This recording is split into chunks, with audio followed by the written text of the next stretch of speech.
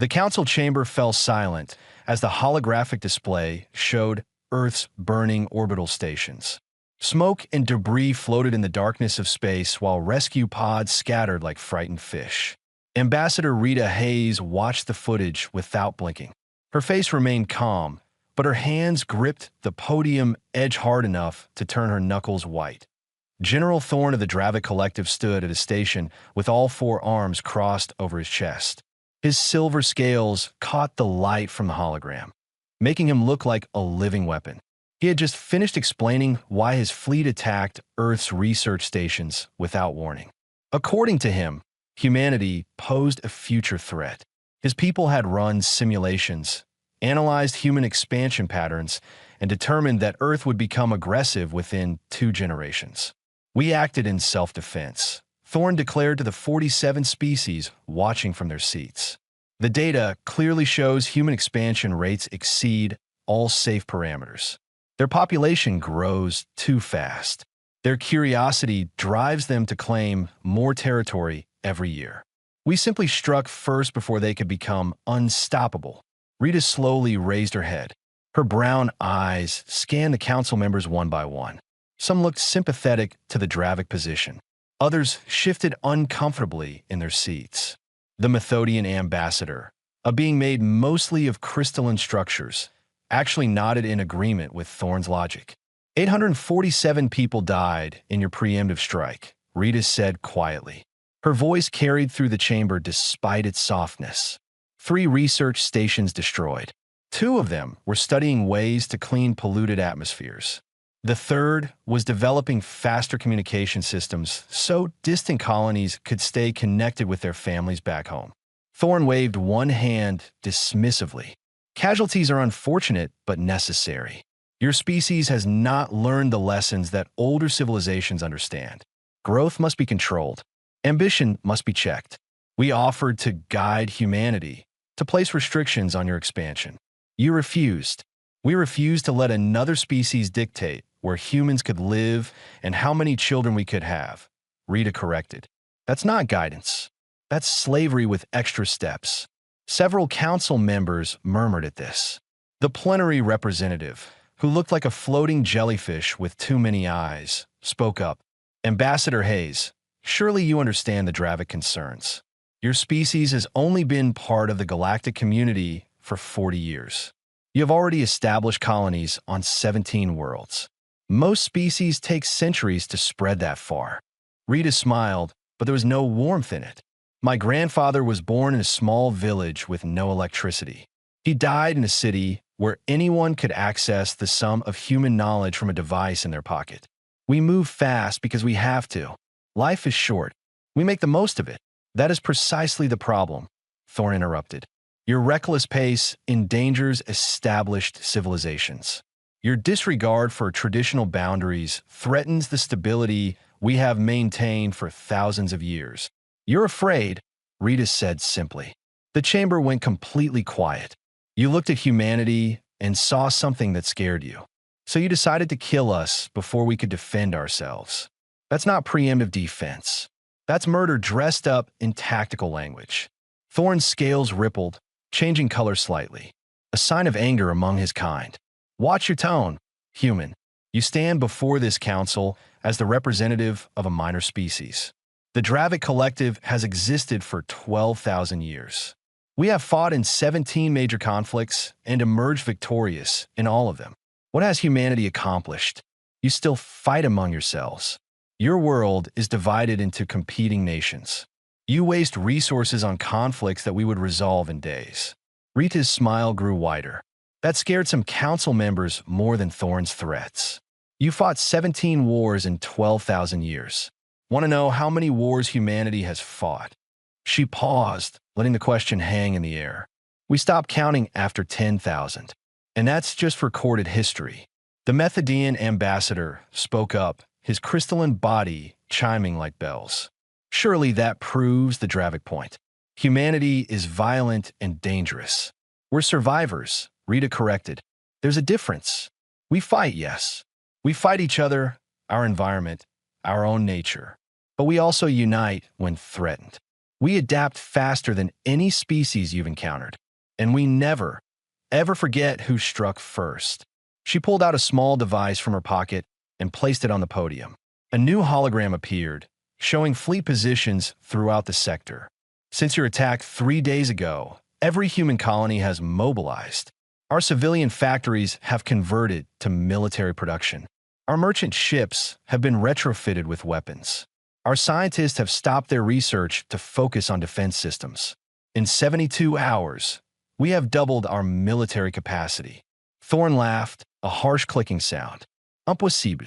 It takes months to mobilize a civilian population, years to properly prepare for war. For you, maybe, Rita said. Humans learn from experience. We've had plenty of practice mobilizing quickly. We've faced extinction-level threats on our own world more times than any other species in this chamber. Plagues, famines, world wars, nuclear standoffs. Each time, we survived by moving faster than our enemies expected. She tapped the device again. The hologram shifted to show production numbers, ship movements, and resource allocation. The figures made several council members gasp. I'm not here to threaten anyone. I'm here to educate you about what you've done. You didn't just attack a peaceful species. You attacked a species that has been hardening itself for survival since before you had written language. Rita picked up her device and turned to leave. The council erupted in confused shouts. The plenary representatives' tentacles waved frantically. You cannot simply leave in the middle of proceedings. Rita paused at the chamber entrance. She looked back at Thorn, then at the rest of the council. I'm giving you all 24 hours. Use that time to prepare your defenses. Use it to warn the Dravik civilians to evacuate military zones. Use it however you want. But in 24 hours, humanity delivers its official response. Are you threatening this council? Thorn demanded. No, Rita said calmly. I'm telling you what happens next. You attacked Earth. You killed our people. Now you get to learn what humanity does when someone backs us into a corner. She smiled again, and this time several council members flinched. We don't surrender. We don't negotiate from weakness. We remind the galaxy why predators should be feared, even when they smile and offer peace. The door closed behind her, leaving the council chamber in chaos. Thorn's scales had turned pale, a sign of fear among his people. The Methodian ambassador's crystalline structure vibrated with uncertainty. The plenary representatives' eyes all focused on the data Rita had left behind, calculating the implications. Only Drell, the council archivist, seemed unsurprised. He had been researching human history since Earth joined the galactic community. He knew what happened when you cornered a persistence predator. He knew what humanity was capable of when properly motivated. He began downloading every file he could find about human military history. The council was about to learn a very expensive lesson, and someone needed to document it for future generations. Drell's research chamber hummed with the sound of data streams. Holographic screens floated around him in a circle, each displaying fragments of Earth's history. The archivist's 6 eyes moved independently, scanning multiple documents at once. What he found made his body temperature drop several degrees. Most council members had gone to their quarters after Rita's departure. They assumed humanity would make threats, demand reparations, maybe file formal complaints. They thought in terms of diplomatic protocols and established procedures. Drell knew better. He had studied thousands of species over his 3 centuries of life. Humans were different in ways that terrified him. The first file he opened showed Earth's ancient history. Tribes fighting over territory, resources, survival. Normal enough. Every species had violent origins. But then he noticed something strange. Other species fought until one side won or both sides exhausted their resources. Humans fought until one side was completely destroyed, then immediately helped rebuild the defeated enemy. Victory followed by mercy. Destruction followed by construction, that he opened more files. The pattern repeated through every era. Humans conquered the Aztecs, then preserved their culture in books and museums. They bombed Japan with atomic weapons, then helped rebuild the nation into an economic power. They fought civil wars that killed millions, then unified stronger than before. Every conflict ended with former enemies becoming allies. Drell's manipulator tentacles trembled as he compiled the data. He pulled up human military doctrine from their public archives. Everything was available. Humans didn't hide their history. They taught it to their children, studied it in schools, made entertainment about their worst moments. They analyzed every failure, every victory, every mistake. One document particularly caught his attention. It was titled Principles of Total War. Drell had never encountered this concept before. Most galactic species fought limited engagements. They had rules, boundaries, things considered off-limits. Humans had rules too, but when truly threatened, they could mobilize their entire civilization. Every factory, every citizen, every resource could be directed toward a single goal that he found: economic data from Earth's Second World War. In just 4 years, humanity had produced over 300,000 aircraft, 100,000 tanks, and millions of other weapons. They turned automobile factories into tank manufacturers overnight. They recruited women into the workforce by the millions. They rationed food, collected scrap metal, and bought war bonds. An entire planet focused on victory. The Dravik fleet numbered 400 ships. It had taken them 60 years to build that armada. Drell did the calculations. At current production rates, humanity could match that number in 5 years. But if they truly mobilized, if they converted their civilian infrastructure like they did during their world wars, they could do it in 18 months. Maybe less. He opened another file. This one showed human psychology studies. There was a term that kept appearing: righteous anger. Drell didn't understand it at first. His species felt fear when threatened. They felt hunger when they needed food. They felt fatigue when tired. But humans felt anger when they witnessed injustice. Not just personal threats, but harm to others. It drove them to action in ways that seemed illogical. The file explained how human soldiers fought harder when protecting their comrades than when protecting themselves. How human civilians donated blood, food, and supplies to strangers in war zones. How humans risked their lives to save people they had never met. The concept made no evolutionary sense to Drell. Helping strangers didn't increase personal survival odds. But then he found the key. Humans were social persistence predators. They hunted in groups, tracked prey for days, worked together to survive. Their brains evolved to see the group's survival as their own survival. Helping strangers wasn't illogical to humans. It was instinctive. An attack on any human triggered protective responses in all humans. Thorn had killed 847 humans. To the Dravik, that was a small number. A surgical strike. Minimal casualties. But Drell understood what it meant to humanity. 847 reasons for anger. 847 names that would be remembered. 847 funeral services that would unite humans across dozens of worlds. He pulled up current communication intercepts. Human colonies were already sharing messages. Names of the dead appeared on memorial walls across 17 worlds. Civilians organized blood drives for the wounded. Companies donated profits to victim families. Politicians who had spent years arguing over policy were suddenly united. The attack had done exactly what Thorn feared it would prevent. It had unified humanity against a common enemy. Drell found recordings from human entertainment. They made movies about their wars, wrote songs about their losses, told stories about their struggles. They never forgot. Pearl Harbor was still remembered 400 years later. September 11th was taught in schools for generations. These weren't just dates to humans. They were shared memories that bound the species together. He downloaded everything he could find about human military tactics. Guerrilla warfare, asymmetric conflict, psychological operations. Humans excelled at fighting enemies that were supposedly superior. They studied weaknesses, exploited vulnerabilities, adapted faster than their opponents could respond. They had thousands of years of experience being the underdog and winning anyway. One document detailed human military ethics. They had laws about warfare, rules they followed even when fighting enemies who didn't follow the same rules. They protected prisoners. They avoided civilian casualties when possible. They provided medical care to wounded enemies. But the document also explained that these ethics were tactical, not just moral. Treating enemies, well, made them more likely to surrender. Protecting civilians prevented insurgencies. Acting humanely was part of their winning strategy. Drell compiled his findings into a report. He highlighted the most important points. Humans mobilized faster than any species in galactic history. They unified when threatened instead of fracturing.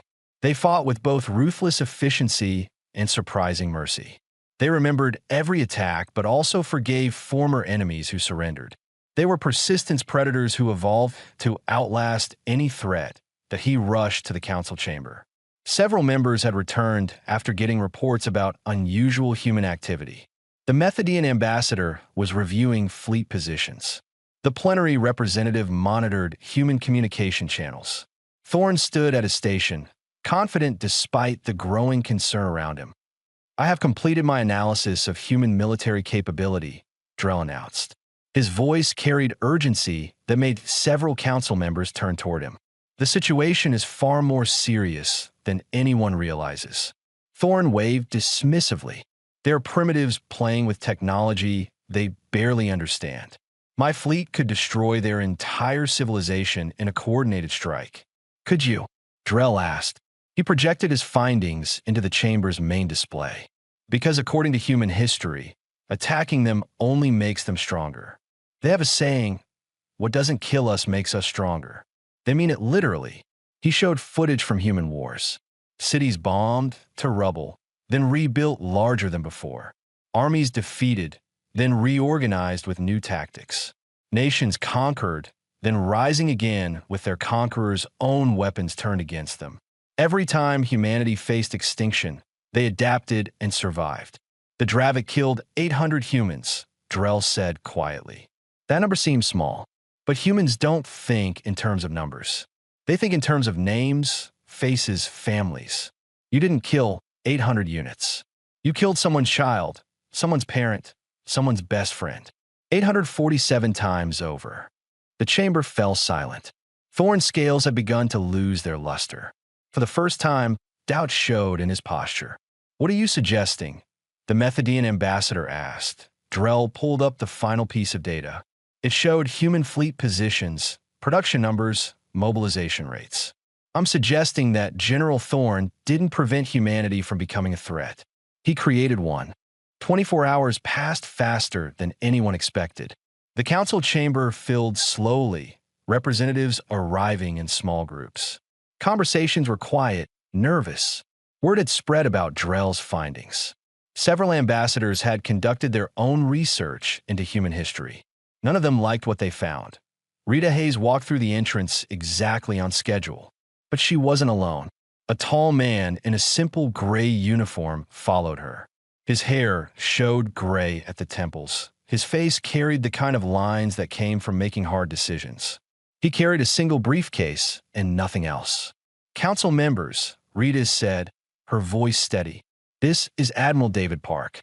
He coordinates Earth's military response to threats against our species.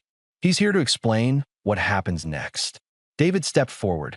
He didn't salute, didn't make any aggressive gestures. He simply opened his briefcase and pulled out a data chip. The casualness of his movements somehow made the moment more frightening. "Good afternoon," he said. His tone was polite, almost friendly. "I'm going to give you an educational briefing. Please hold all questions until the end."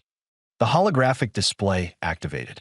It showed Earth's 17 colonies. Each one had changed dramatically since the attack. Civilian spaceports now held military vessels.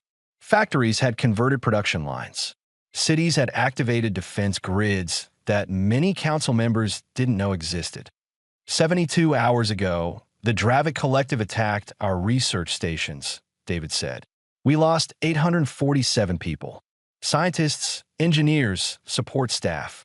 People doing the kind of work that benefits everyone in the galaxy." He paused. "We take that personally." Thorne started to speak, but David held up one hand. "I said hold your questions. You'll get your turn." His tone remained pleasant, but something in his eyes made Thorne go silent. David continued. "Every human colony has mobilized. Not just our military, but our civilians too. That's the part most species don't understand. We don't separate soldiers from citizens the way you do. When threatened, every human becomes part of the defense. The display shifted to show production numbers. Weapons, ships, ammunition supplies. The quantities made several council members gasp. This is what humanity produced in 3 days, David explained. We're just getting started. In 30 days, we'll triple this output. In 60 days, we'll match your entire fleet's firepower. Impossible tant méthode. Production doesn't scale that quickly. David smiled.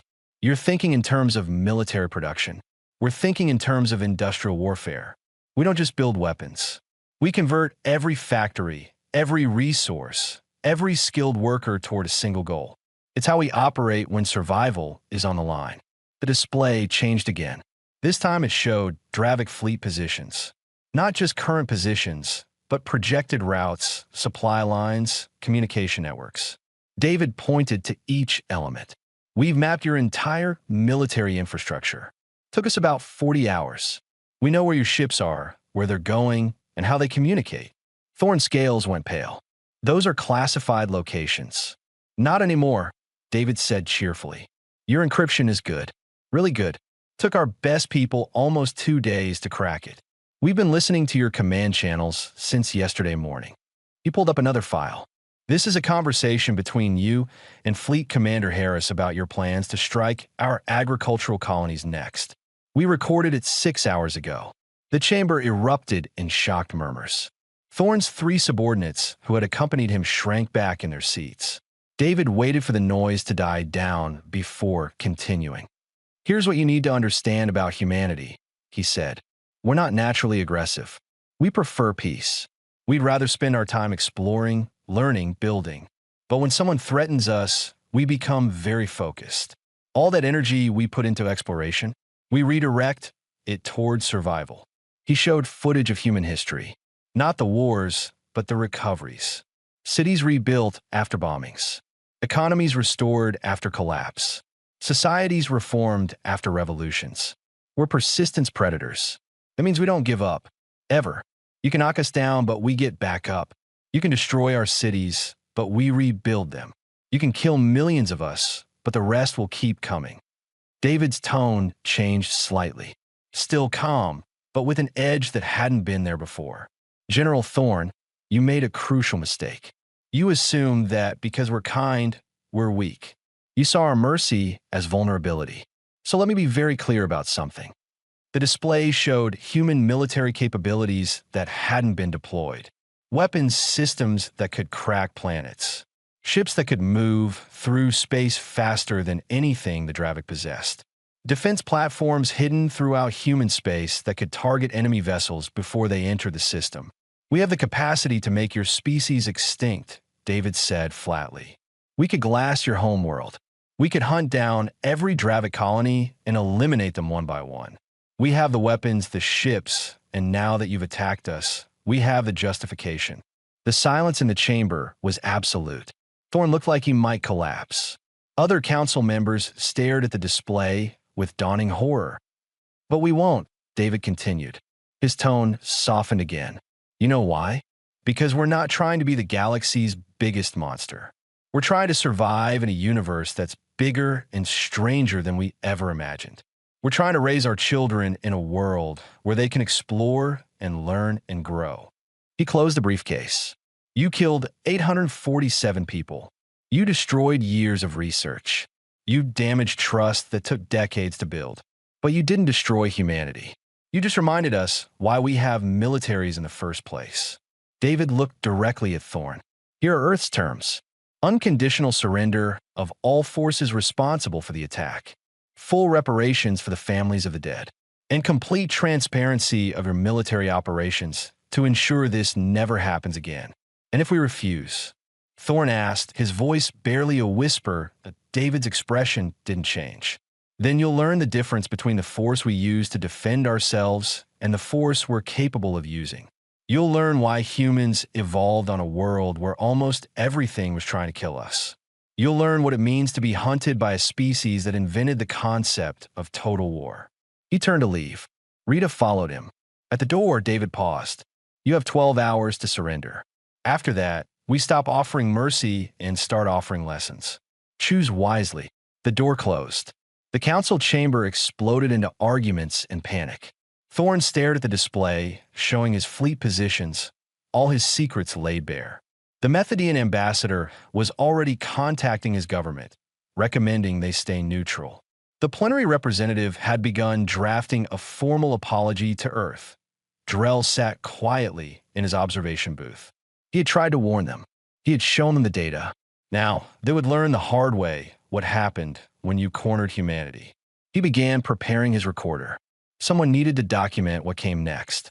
Future generations would need to know how the galaxy learned to fear human kindness, because it meant that human cruelty was always being held in check by choice, not inability. The Dravik refused to surrender. Thorne convinced his government that humanity was bluffing. 400 warships moved toward Earth system in the largest military formation the Dravik had ever assembled. Council observers watched from neutral monitoring stations, recording everything for historical archives that Earth's defensive fleet consisted of 89 ships. The Dravik outnumbered them nearly 5-1. Military analysts from a dozen species calculated the outcome. Earth would fall within 6 hours. Maybe less if the Dravik used their plasma bombardment tactics. Captain Lin stood on the bridge of the ESS Perseverance, humanity's flagship in the defensive formation. Around her, crew members worked quietly, efficiently. No panique, no dramatic speeches, just professionals doing their jobs. Lin watched the Dravik fleet approach on the tactical display. She had fought in 3 conflicts during her career. This was different. This was personal. All ships report ready, her tactical officer announced. A young woman named Rachel who had lost her sister in the initial attack. Her voice remained steady despite the grief Lin knew she carried. Excellent, Lin said. Execute Plan Delta. The human ships broke formation. Every tactical manual in the galaxy said you maintained formation when outnumbered. It maximized defensive capabilities, allowed for coordinated fire, protected weaker vessels. Humans ignored every rule. Their ships scattered in seemingly random directions. The Dravik fleet hesitated. Their commanders had trained for conventional warfare. This didn't match any scenario in their database. General Thorne, commanding from his flagship, ordered his ships to pursue. The Dravik fleet split into hunting groups, each targeting human vessels that appeared to be fleeing. That was their first mistake. The human ships weren't fleeing. They were positioning. Lin watched her tactical display as human vessels moved through the asteroid field surrounding Earth system. The Dravik followed, confident in their superior numbers. They didn't notice the platforms hidden among the asteroids. Weapons systems humanity had been building for 40 years, ever since they joined the galactic community and realized how dangerous the universe could be. Fire, Lin said quietly. The asteroid field lit up like a supernova. Hundreds of weapons platforms activated simultaneously. Missiles, railgun rounds, directed energy weapons. The Dravik fleet found itself in a crossfire with no clear escape route. Ships tried to retreat, but ran into more human vessels that had circled behind them. Thorne's fleet began taking casualties. But Lin noticed something interesting. Her weapons officers were targeting engines and weapons systems, not life support. Human ships disabled their enemies instead of destroying them. It took longer, required more precision, but resulted in Dravik crews surviving.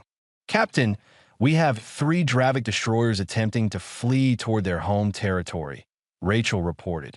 Let them go, Lin ordered. Several bridge officers looked surprised. They'll tell their people what happened here. Fear travels faster than ships. The battle continued for 3 hours. Human vessels used tactics no military academy taught.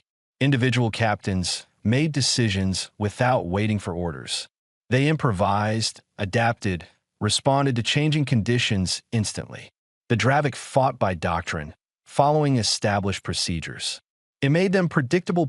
1 human frigate, the ESS Darwin, took heavy damage protecting a civilian evacuation transport that had wandered into the combat zone.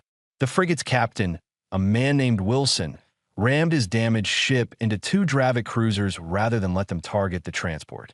He and his crew evacuated and escaped pods seconds before impact. The collision disabled both Dravik vessels and saved 3,000 civilian lives. Thorn watched his fleet fall apart around him. Ships reported damage, casualties, disabled systems. The humans were everywhere and nowhere. They fought without rules, without predictable patterns. Every time his forces adapted to one tactic, the humans switched to something else. Then something happened that Thorn never expected. A human medical ship, clearly marked with red crosses, moved through the battlefield. It approached disabled Dravik vessels and began evacuating wounded crew members. In the middle of combat, humanity was saving enemy lives. All Dravik forces, this is Admiral David Park. A voice came over open channels. We're offering you one chance to surrender. Power down your weapons, transmit your surrender codes, and we'll ensure your safe return to your families. Keep fighting, and we'll keep disabling your ships. The choice is yours. Thorn's hands trembled over his command console. His fleet was scattered, damaged, demoralized. The humans had surrounded them without destroying them. It was the most humiliating possible outcome. Death would have been easier to accept than mercy from an enemy you tried to exterminate point one by one. Dravik ships powered down their weapons. Commanders transmitted surrender codes. Within 20 minutes, the entire fleet had capitulated. Not because they were destroyed, but because they realized they were fighting an enemy that could kill them, but chose not to. The human fleet began organizing the surrender. Medical ships treated wounded Dravik. Supply vessels provided food and water to disabled enemy ships. Engineers helped with emergency repairs to keep life support functioning. Humanity had gone from total war to humanitarian mission in minutes. Captain Lin received a communication from Admiral Park. Good work, Captain. Minimal casualties on both sides. That's a victory. We lost 32 people, Lin said quietly. The Dravik lost 127. That's not minimal. Compared to what could have happened, it is, Park replied. We're taking 3,400 prisoners. All of them will go home to their families eventually. That matters. Lynn understood, but it didn't make the losses easier. She thought about Rachel, still at her station, probably thinking about her sister. Thought about Wilson, who sacrificed his ship to save strangers. Thought about the 847 who died in the initial attack. What happens now, she asked. Now we teach the galaxy something important? Park said, we show them that humanity can fight and win without becoming the monsters they feared we'd be. We show them that mercy is a choice we make, not a weakness they can exploit. The Council observers transmitted their recordings across the galaxy. Species that had watched the battle with clinical interest suddenly paid very close attention. The numbers told a story that frightened them more than overwhelming victory would have. Humanity had won while actively minimizing casualties. They fought with precision instead of overwhelming force. They took prisoners instead of taking revenge. Thorn sat in his command chair, surrounded by human soldiers who treated him with professional courtesy. No torture, no humiliação, no execução. Just quiet efficiency. One soldier offered him water. Another asked if he needed medical attention. The kindness hurt worse than any punishment could have that he finally understood Rita's warning. Humanity was terrifying not because they were cruel, but because they weren't. They could kill you efficiently, then save your life with equal efficiency. They could destroy your fleet, then make sure your wounded received proper care. They could hate what you did while still seeing you as a person worth saving. That level of self-control, that ability to separate anger from action, made them the most dangerous species the galaxy had ever encountered, because it meant their mercy was a choice, and choices could be revoked. 1 week after the battle, the Galactic Council reconvened. The chamber looked different now. Extra security personnel lined the walls. Media crews from 30 systems had requested access. This wasn't just another diplomatic proceeding. This was the trial that would define how the galaxy viewed humanity for generations to come. General Thorn stood in restraints at the center of the chamber. His scales had lost their luster. His 4 arms hung limply at his sides. Behind him sat 3 of his commanders, all wearing the same expression of defeat. In a gallery, Dravik civilians watched silently. families of soldiers who died in the battle, parents of prisoners humanity held in comfortable detention. Rita Hayes walked to her podium. David Park stood beside her, still wearing his simple gray uniform. Neither of them looked triumphant. If anything, they seemed tired.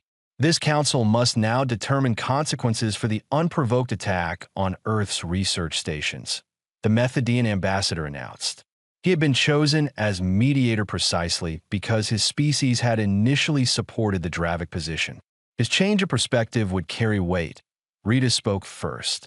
Earth acknowledges that General Thorne and his commanders acted without the full knowledge of the Dravic civilian government. We've reviewed communication intercepts. The attack was a military decision, not a political one.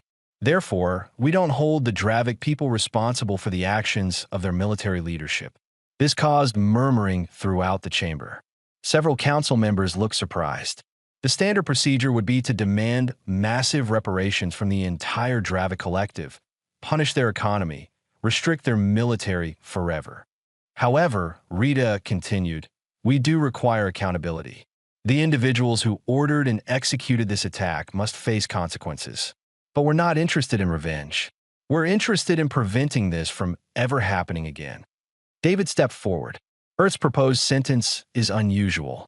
General Thorne and his commanders will serve as liaison officers for human-Dravic relations. For the next 20 years, they will work directly with the families they affected. They will help rebuild the research stations they destroyed. They will participate in cultural exchange programs. They will learn who we are, not what their fear told them we were. Thorne's head jerked up. That's not a punishment. That's torture. You want me to face the people I killed. We want you to face the people you failed to kill, Rita corrected. We want you to meet the sister of the scientist who died. We want you to see the children who grew up without parents. We want you to understand the weight of 847 lives, not as numbers in a battle report, but as individuals with names and families and dreams. The cruelty of this sentence became clear to everyone watching. Death will be quick. Prison will be distant. But working alongside the survivors, rebuilding what he destroyed, facing the consequences of his actions every single day for 2 decades, that required a special kind of courage. The Dravic government will pay reparations, Rita continued. Not as punishment, but as restitution. The funds will go directly to victim families and to rebuilding the destroyed facilities. Additionally, the Dravic military will undergo complete restructuring. Human military advisors will help implement new doctrine that emphasizes defensive operations and ethical warfare. A Dravic civilian representative stood from the gallery. An elderly female with silver-white scales. Why are you being so merciful? Your people died. You won the battle. You could demand anything. Why ask for so little? Rita looked at the woman for a long moment. Because we remember being afraid. Every human culture has stories of monsters, of being hunted, of barely surviving. We know what fear does to people. It makes you see threats everywhere. It makes you strike first and ask questions later. General Thorne was afraid of humanity, so he attacked us. If we respond with cruelty, we prove his fears were justified. If we respond with justice and mercy, we prove they weren't.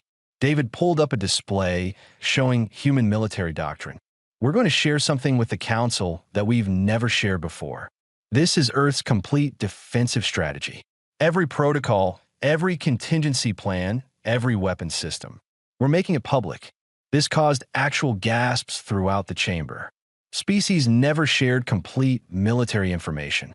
It made them vulnerable. Why would you do that? The plenary representative asked. Because secrecy breeds fear, David explained. The Dravic attacked us because they didn't know what we were planning. They imagined the worst possible scenarios. So we're removing the mystery. Everyone gets to see exactly what Earth's military is capable of and exactly what circumstances would trigger us to use it. He highlighted a specific section. These are our rules of engagement. We only use military force in response to direct threats. We prioritize civilian safety, including enemy civilians. We accept surrenders and treat prisoners according to strict ethical guidelines. We provide medical care to wounded enemies. We help rebuild societies we've had to fight. Rita smiled slightly. We're not asking other species to trust us because we say nice things. We're showing you exactly who we are and how we operate. Judge us by our actions, not your fears. The Council voted on Earth's proposal. 43 species approved. 2 abstained. Only 2 voted against, and both later admitted it was because the mercy seemed too unusual to accept easily. General Thorne was formally sentenced. As guards prepared to escort him to begin his service, he spoke. I don't understand you.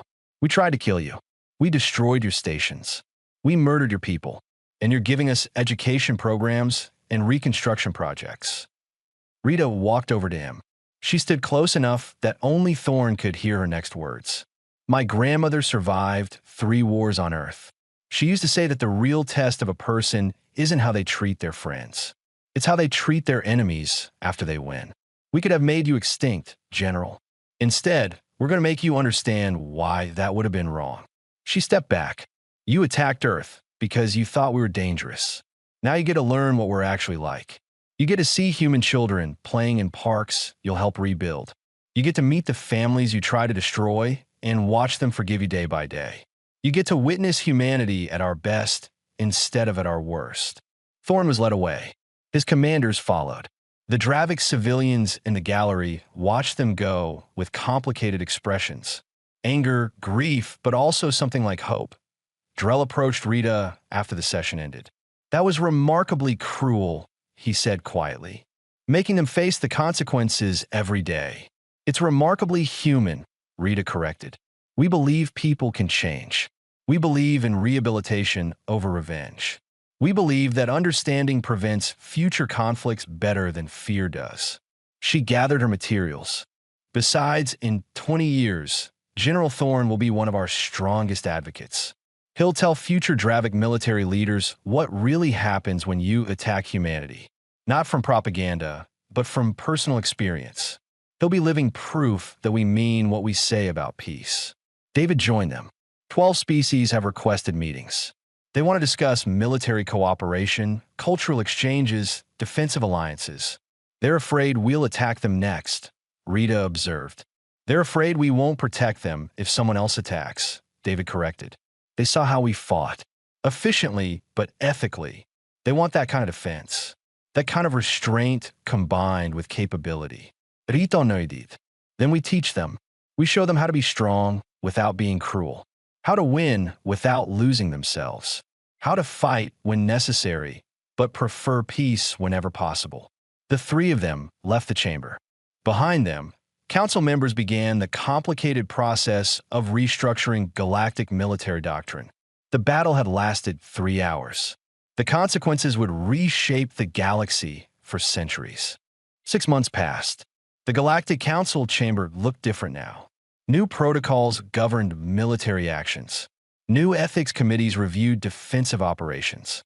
New seats had been added to accommodate species that wanted more active participation in galactic security. And at the center of it all sat Rita Hayes in a chair marked Human Representative for Conflict Mediation. The first major test of Earth's new role arrived on a Tuesday afternoon. 2 species, the Altair Union and the Centauri Collective, stood on the brink of war. They had been arguing over mineral rights in a disputed system for 70 years. Traditional council mediation had failed. Sanctions hadn't worked. Military posturing was escalating dangerously. Rita reviewed the case files while David sat across from her in the small office Earth maintained at the council station. Both sides think they have historical claims to the system, she said. Both sides have threatened military action. Both sides are convinced they're the victims. Sounds familiar, David observed. How many human conflicts started the same way? All of them, Rita admitted. She called in the representatives from both species. The Altair ambassador was a tall being covered in feathers that changed color with emotion, currently showing angry reds and oranges. The Centauri representative had crystalline features that refracted light in sharp, aggressive patterns. We appreciate Earth's intervention, the Altair ambassador said stiffly. But our position is non-negotiable. That system belongs to us. Historical records prove our ancestors explored it first. Our records prove we explored it first, the Centauri countered. And we've had mining operations there for 40 years. The Altair claims are fabricated. Rita let them argue for 10 minutes. She noticed the pattern immediately. Each side presented facts that supported their position while ignoring anything that contradicted it. Classic confirmation bias. Neither side was lying exactly.